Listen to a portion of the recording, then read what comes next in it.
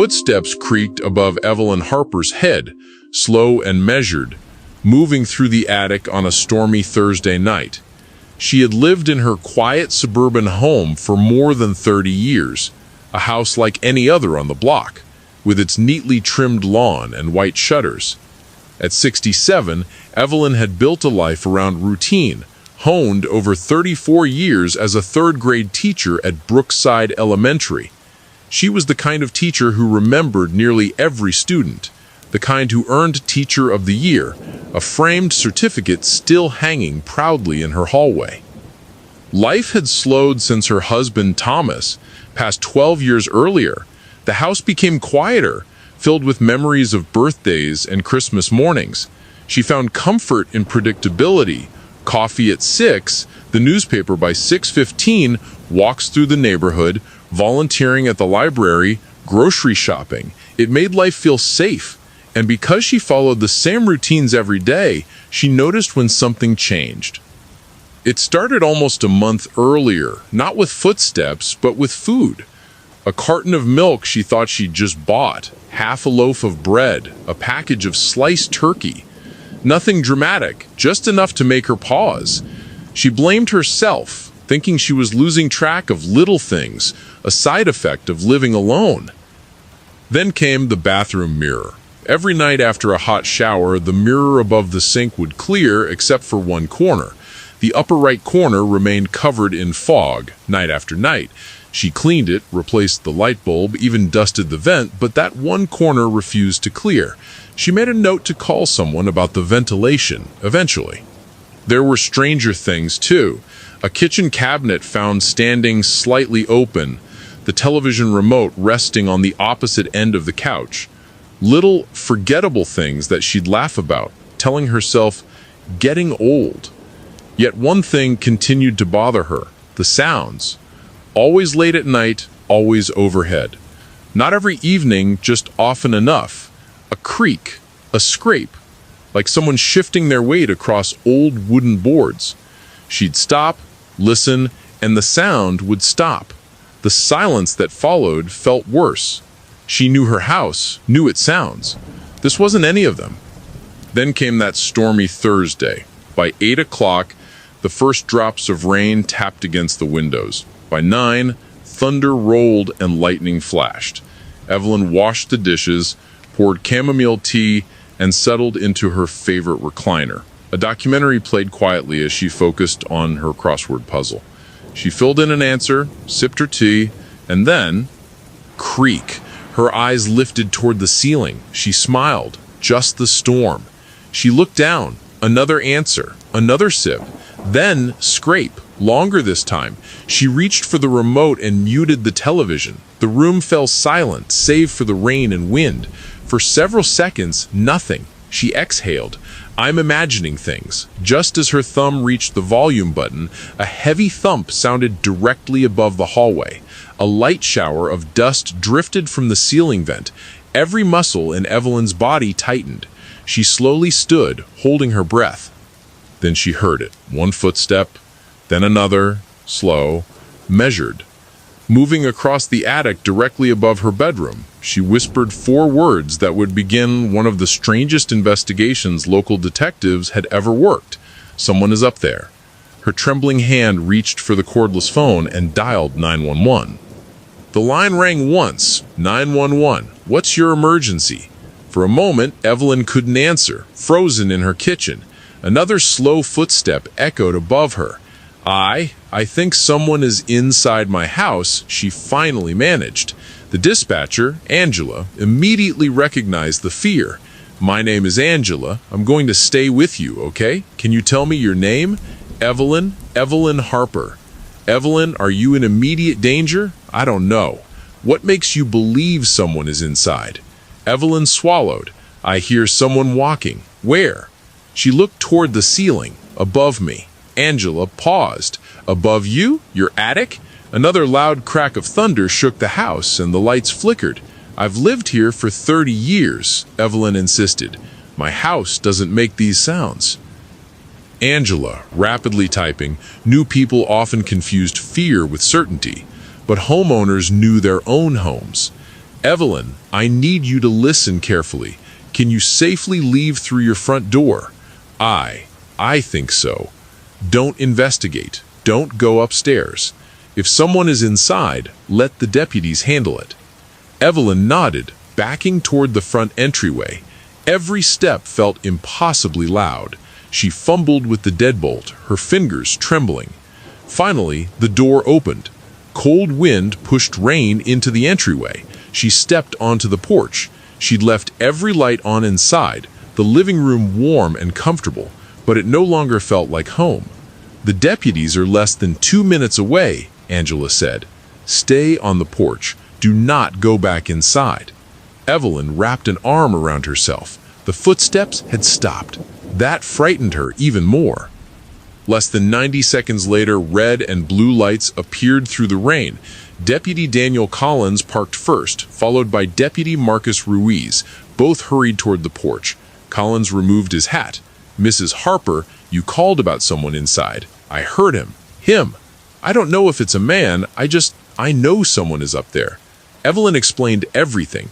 The footsteps, the strange noises, the disappearing food, the mirror, even the open cabinets.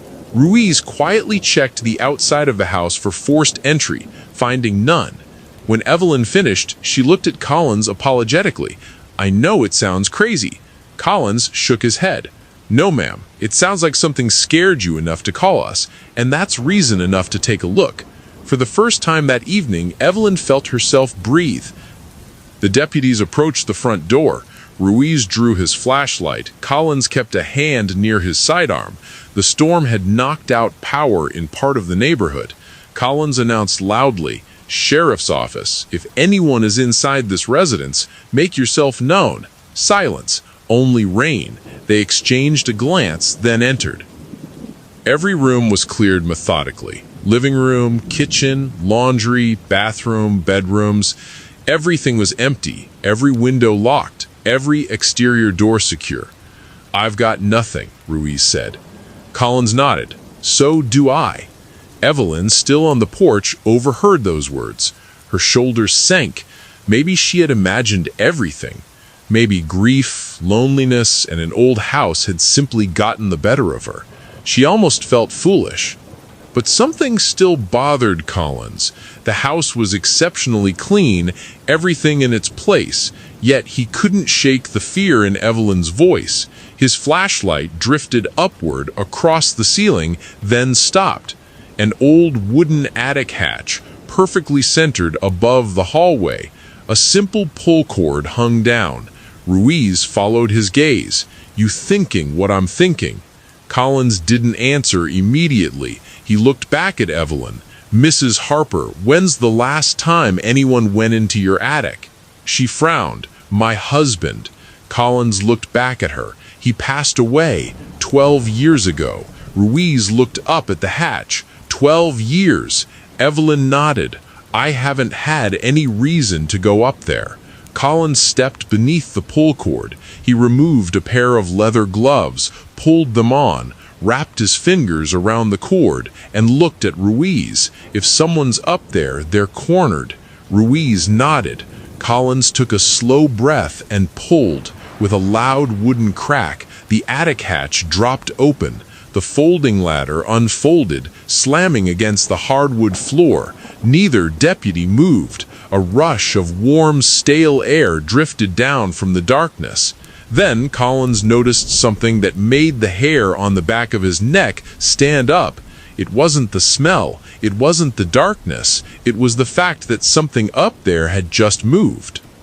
Neither deputy moved. The attic ladder rested on the floor.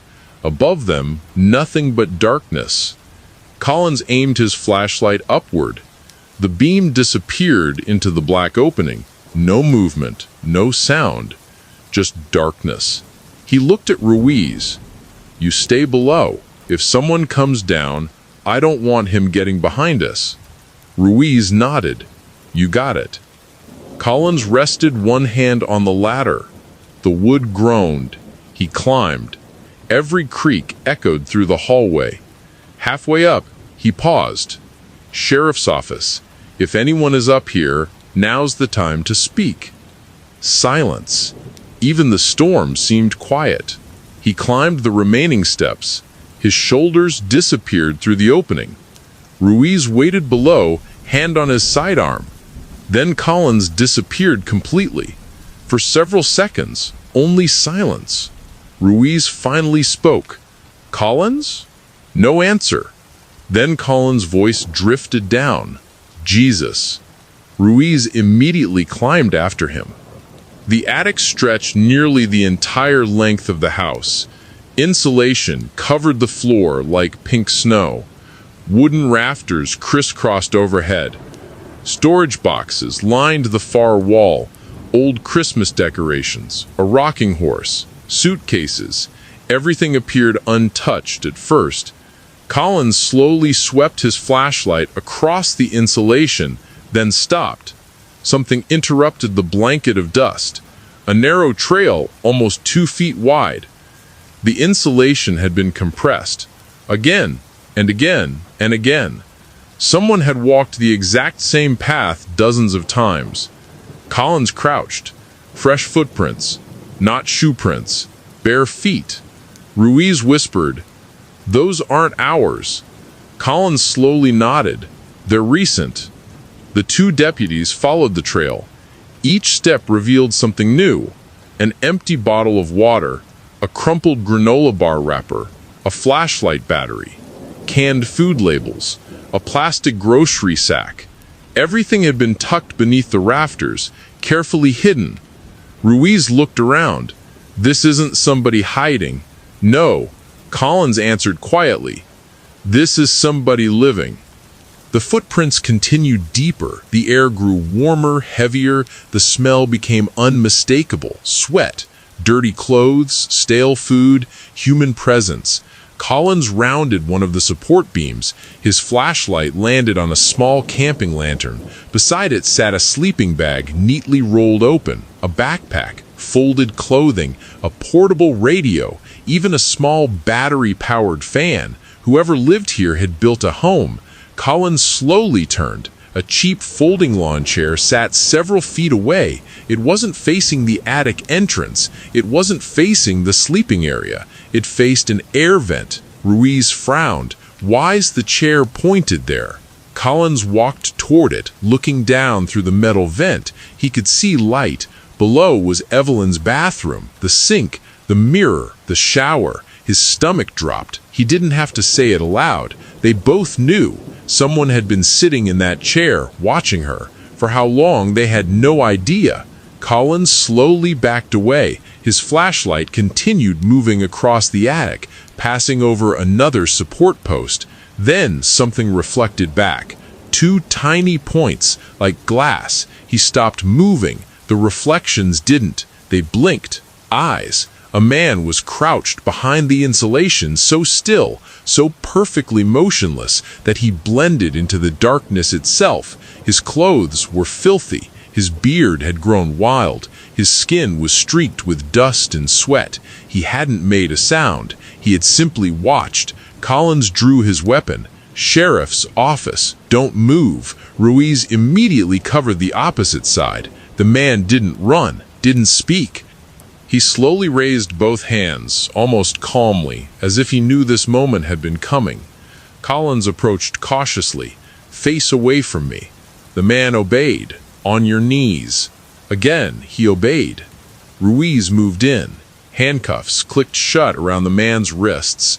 Only then did the man finally speak. His voice was barely above a whisper. "I wasn't going to hurt her." Neither deputy responded.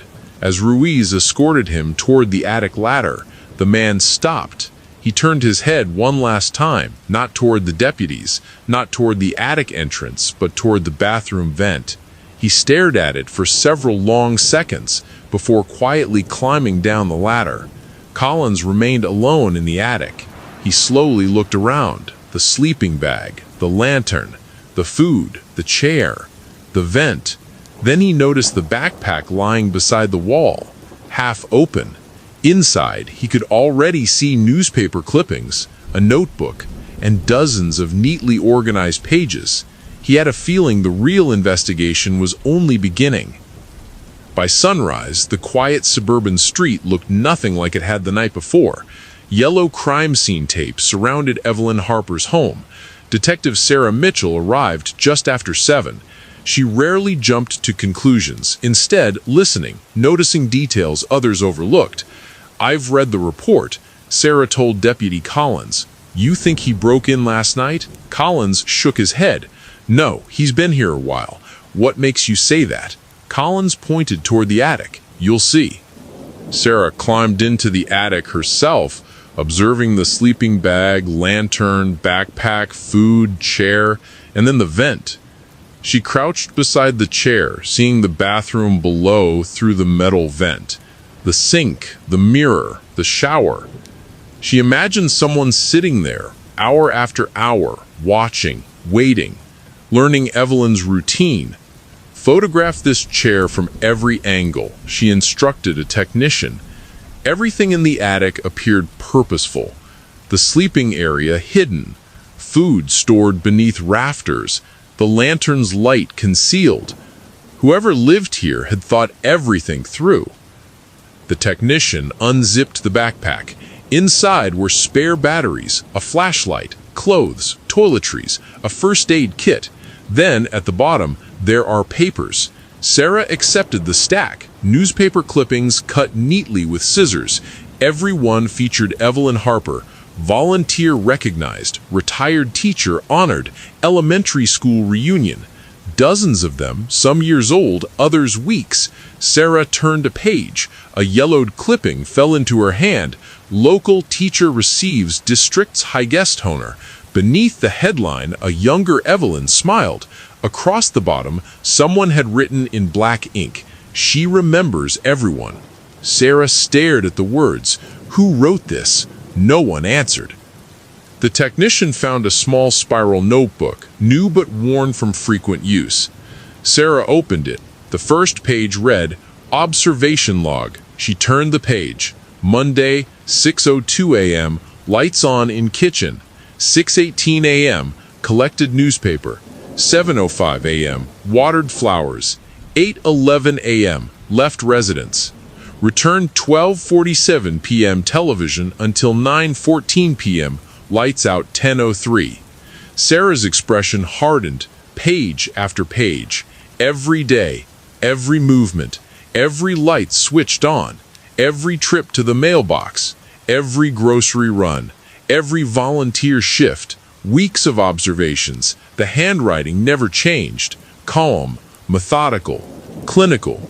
One note caught her attention, circled twice. Bathroom fan on again, mirror still fogs.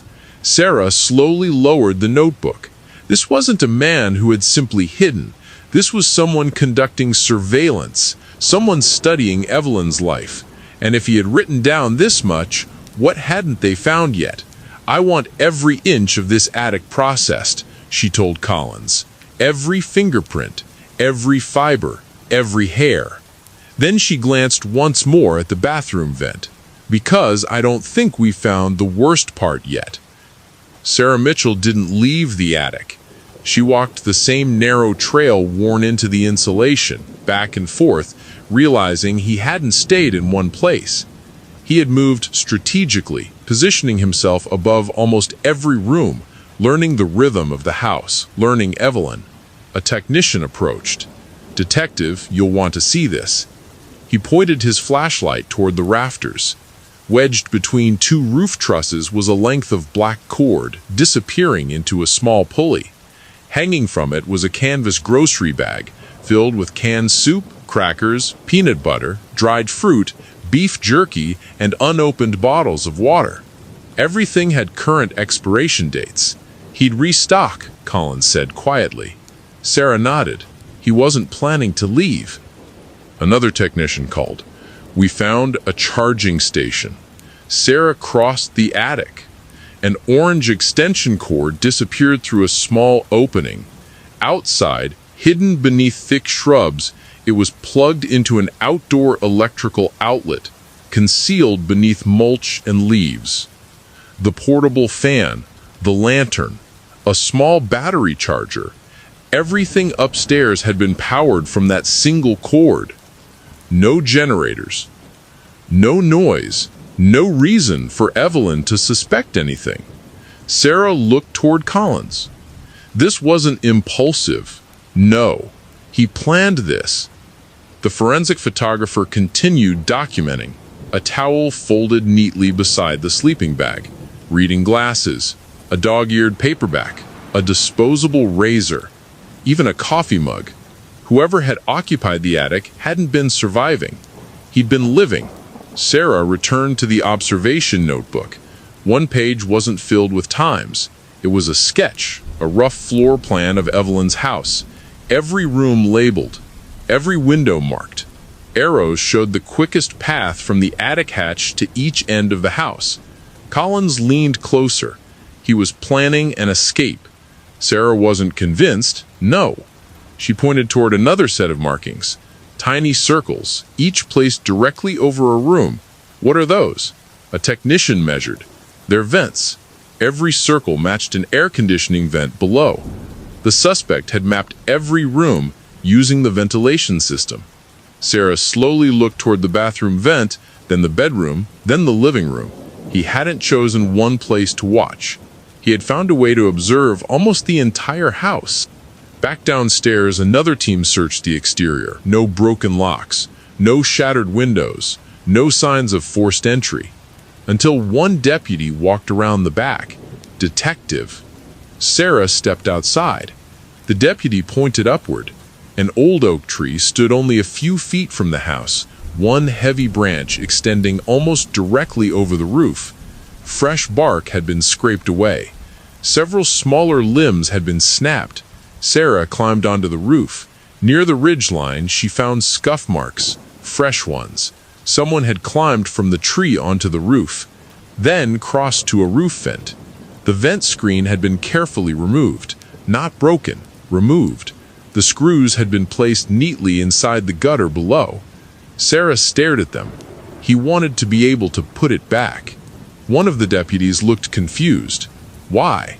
So no one would know he'd ever been here. As investigators reconstructed the timeline, a chilling picture began to emerge. He waited until she left for one of her regular volunteer shifts. He climbed the oak tree, crossed the roof, removed the vent cover, lowered himself into the attic. Then he stayed. Not for one night, not for a weekend, for nearly 4 weeks. Every trip Evelyn made to the grocery store, he watched from above. Every television show she fell asleep watching, he listened to. Every conversation she had on the phone, he heard. Every ordinary moment of her life had unfolded beneath someone she never knew existed. Detective Sarah Mitchell spoke with Evelyn again in an interview room. During the past month, did anything unusual happen inside your house? Evelyn hesitated. I keep remembering little things, things I convinced myself didn't matter. Tell me, the food, I thought I was forgetting what I'd eaten. A loaf of bread would disappear, milk, turkey, crackers. I blamed myself. What else? The bathroom, the mirror, it never cleared. I cleaned it. I even thought about replacing the fan. What else? Evelyn looked toward the window. There was a smell, not every day, just like someone had been sweating. I'd open the windows. It would disappear. I thought maybe the air conditioner needed cleaning. Sarah simply wrote, "What else?" Evelyn frowned. The cabinets. I'd find one standing open. I was sure I'd closed it. The television remote wasn't always where I left it. And? She stopped. And? Evelyn's expression changed. There was one morning I found muddy footprints on my kitchen floor. Sarah looked up immediately. You never reported that. Evelyn slowly shook her head. It had been raining. I thought maybe I'd tracked them in myself. Sarah asked quietly, "Were you wearing shoes?" Evelyn blinked. I? Her face slowly drained of color. "No," she whispered. "I wasn't." The room became silent. Sarah closed the notebook.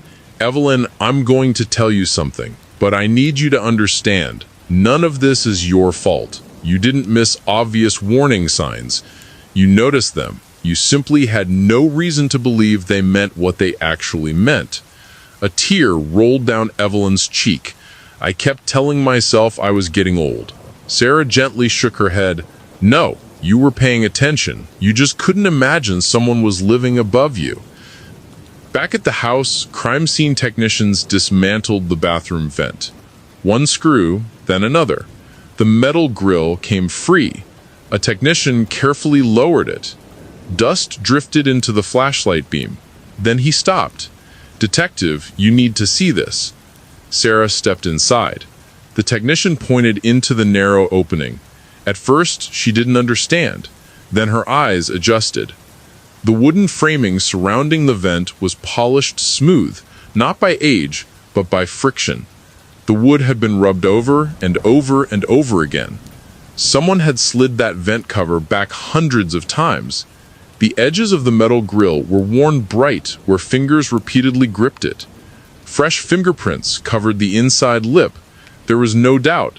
Someone had been opening that vent almost daily.